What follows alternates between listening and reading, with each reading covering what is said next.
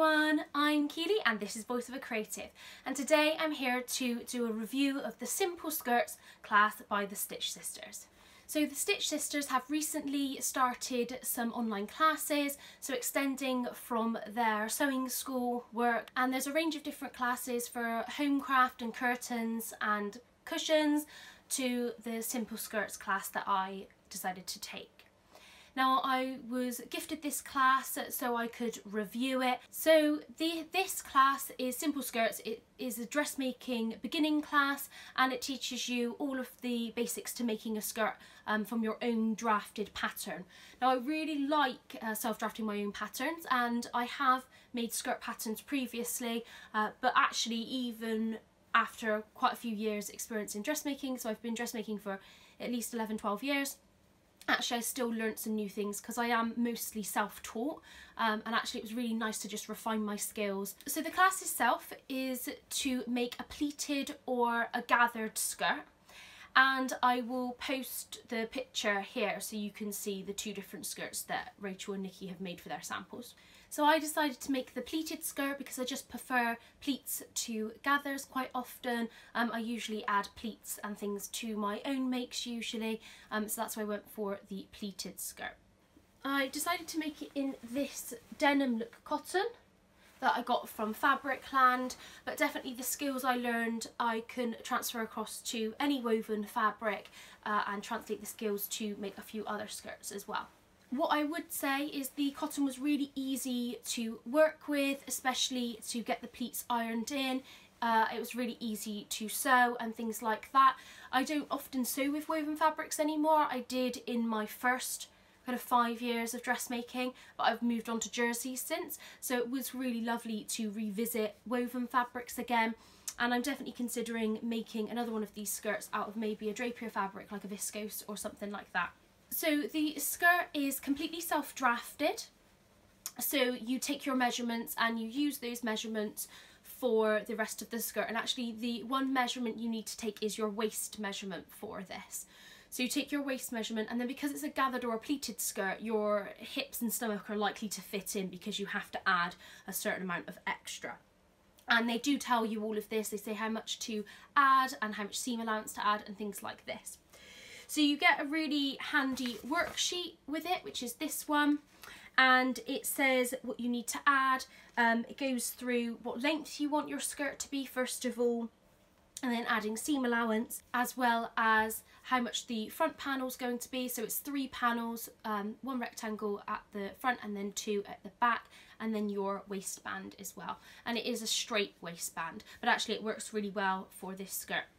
So I cut my skirt for a waist size of 32. Now my waist measurement is 31, but I do tend to bloat, my stomach changes sizes throughout the day. So I went for 32 to be safe, which I'm really glad I did, because actually it means movement's really easy, and it also means I can wear t-shirts tucked into the skirt.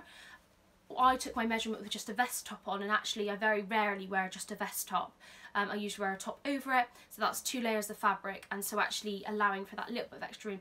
So when you're taking your measurement for that, really consider how you're going to wear the skirt, because if you are planning to wear it with like a shirt tucked in or something, how much is that going to take up? Otherwise it might end up being too tight, or you might not have like the kind of look that you want. The first couple of videos run you through how to do the measurements, how to work that out. You work that out on the worksheet, and then it takes you into actually sewing and putting together the whole skirt. And the instructions are really clear, really nicely filmed. You get close-ups when they're necessary, and you watch Rachel sew the skirt together and make the folds and make the marks and things like that. So I find it relatively easy to make. I did struggle a little bit with the invisible zip, but that's because I don't have an invisible zip foot, but I'll talk a little bit more about that later. So I really loved the way the videos were set out, and you could mark each video as being complete, and then you moved on to the next video. All the steps are really clearly explained, and you can go back in the video if you want something replayed. So all in all, was really happy with the instructions, and it led me to make a skirt, so you can only say that the class succeeded. One thing I was really pleased about is I wasn't necessarily expecting to learn any new skills, but actually I did, and I was really pleased with that, and it's actually convinced me to consider taking more video online classes to develop my skills in other areas like pattern drafting, and to learn some couture techniques maybe, just to elevate my dressmaking to the next level. So I'm really pleased, and will definitely be considering taking more Stitch Sisters classes as well as other online classes in the future. So this took me a couple of hours, I would say. I made it over the course of a day, but I wasn't working constantly on it throughout that day. So I would say it took me about maybe 3 hours altogether, from start to finish. So I was really quite pleased with that, and as you make more of them, your time would speed up with that, and especially if you were kind of batch sewing them or something like that. So I was really pleased. So the bit that took me the longest was the pleats, mainly because there are quite a few of them. So there's 8 pleats in total on the skirt, and something that I was really surprised at is there's actually a pleat over the side seam as well as at the back by the zipper. So it is really important that you take your measurements properly, because otherwise you would not be able to get those pleats in the correct place. So this is my skirt here. So I ended up with it being a slightly shorter length, so it just comes just above my knee, and I will insert pictures throughout the video so you can see. I decided to add pockets to my skirt as well, so they're just inseam pockets at the side here, and there is a video tutorial for how to actually draft the pocket. Now you could use a pocket from a skirt that you already own or something like that, but actually Rachel shows you how to draft your own, which was really lovely, and I took her suggestion for where to place the pocket as well. I think that's one thing with self-drafting something, is you know it is going to fit you as long as you've taken your measurements accurately, and I'm really pleased with the result. It fits me really well, it's really nice and comfortable. The only thing I think I might change is I would probably use different fabric, but this is a really lovely fabric. I think it will go with a lot of things, especially with the denim look, but it's just a bit puffier than I would want for a skirt, but definitely that's the choice of fabric, nothing to do with the actual skirt itself. So fully pleated skirt, so you've got the pleat at the centre front here, so the pleats here are quite large. There's an option to do a smaller pleat as well, and then at the side seams and then at the back you've just got the invisible zip set in between the pleat at the back. Now that was quite tricky for me, so I've since ordered an invisible zip foot, but I didn't have one before, so I just used a normal zipper foot. So you can see that my zip isn't completely invisible, but I don't necessarily mind too much about that. I think I've managed to get it in quite neatly.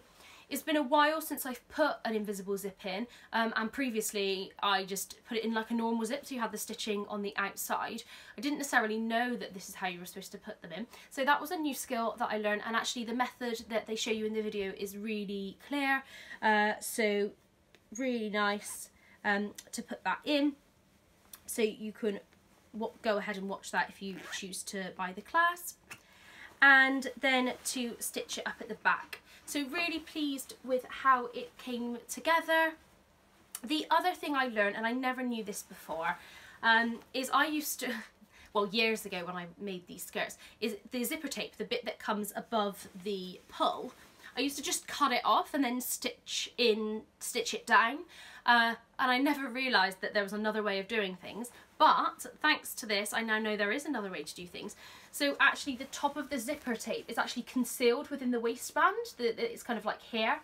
And I'm really pleased about that, because it is a really nice, neat finish to the skirt. And definitely if I choose to self-draft or make skirts again, I'll definitely be finishing it with that kind of technique, because I feel it looks really quite neat, and I'm really pleased about that.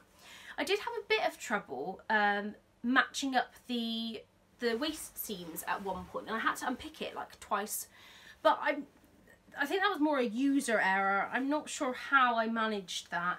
It was a bit silly really, but eventually I got it so it matches up, really nice and neatly. You then have a choice of whether to finish the waistband by hand or with stitch in the ditch on the machine. I actually chose to finish it by hand. It's not often that I will do any hand sewing, but I do quite enjoy it, so I did do that. So I used slip stitch, and it is, I don't know if you're going to be able to see. So I use slip stitch on the inside to just finish the waistband, and it looks really nice and neat. Overall, I'm so pleased with the I took my time to sew it properly, so I'm pleased with the overall quality of the skirt and things like that. So that is the skirt. Overall, I was really pleased with taking this class. I was really glad to have the chance to do it, and I would definitely be considering taking more classes in the future. There are a few things on there at the moment which I am considering, and I think it's a case of, yes, I am relatively experienced as a dressmaker in terms of with the techniques that I've taught myself, or I like to think just made up because there was no one there to teach me them. But actually, I really would like to refine my skills, and also having somebody in a video telling you what to do just makes things quite relaxing and quite simple. You just go ahead and do it. Whereas if you are making a pattern yourself, in terms of just making it up from scratch with no guidelines, then it is a little bit more challenging, and sometimes if you want something quick to make, you just want to get on with it, and that's why sewing patterns and online classes come in real handy, because it just really helps you in that way. I do have plans for a few more skirts. I am going to just adapt it slightly. I think I'm going to include a few less pleats in the next one that I make, just because I feel that that would work better. I'm very aware of my hips, and I feel like the pleats on this skirt draw more attention to that, but that's just more a personal issue of mine. So I think I would make a skirt with just the 3 pleats at the front potentially, and not at the sides, or maybe just 2 at the front. But actually the guidelines that were given in the worksheet, you would just have to take a certain amount away, and actually it would still work out just fine. So I'm really pleased to do that. And I might have a go at the gathered skirt sometime soon as well, to just see how that goes as well, because I didn't take that part of the class. The pleated skirt and the gathered are slightly separate. You can choose to follow the videos for the pleated skirt or the gathered skirt. So I've still got that on there as an option to try as well. Might even try it with a drapier fabric to just see how that goes. So definitely a class if you were looking to develop your self-drafting skills, develop your dressmaking skills, or if you're new to dressmaking, just to make skirts with a cotton or something like that. It's really simple to start with. So I would definitely recommend taking the class, and really thanks to the Stitch Sisters for letting me give it a go. So we're nearly at the end of Floral February. There's a few more days for entries. I have managed to get away with wearing florals for nearly the whole of February,